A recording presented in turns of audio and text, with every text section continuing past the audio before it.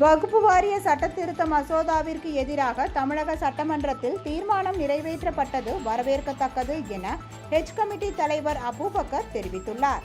ரம்ஜான் பண்டிகையை முன்னிட்டு சென்னை மயிலாப்பூரில் உள்ள ஜும்மா மஸ்ஜித் மசூதியில் வழிபாடு செய்த பின்னர் செய்தியாளர்களை சந்தித்து பேசிய அவர், இஸ்லாமிய சகோதரர்கள், இந்துக்கள் உள்ளிட்ட பிற மத சகோதரர்களின் இல்லங்களுக்கு சென்று உணவு சாப்பிட்டு சகோதரத்துவத்தை வளர்க்க வேண்டும் என்று கூறினார்.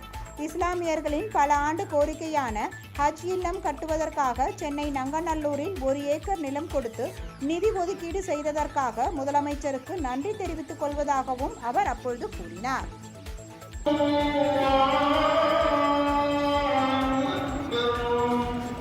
அனைத்து பத்திரிகை நண்பர்களுக்கும் ஊடக நண்பர்களுக்கும் சிறந்த ரமலான் வாழ்த்துக்கள்.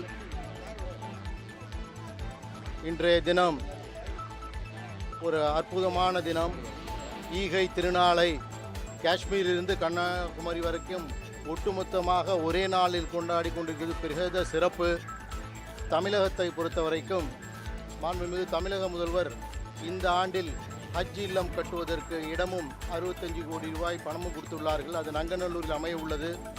மேலும் முத்தாய்ப்பாக இந்த வருடம் 2025 ஹஜ் யாத்திரை செல்லக்கூடிய அனைவருக்கும் 5900 ஹாஜிமார்களுக்கு 25,000 மேனி 14 கோடியே 75 லட்சம் ரூபாயை பாரதத்தில் எந்த முதல்வரும் அறிவிக்காத தமிழக முதல்வர் அறிவித்ததற்கு மனமார்ந்த நன்றியை ஒட்டுமொத்த 40 கோடி இஸ்லாமியர் சார்பில் தெரிவித்துக் கொள்கிறோம்.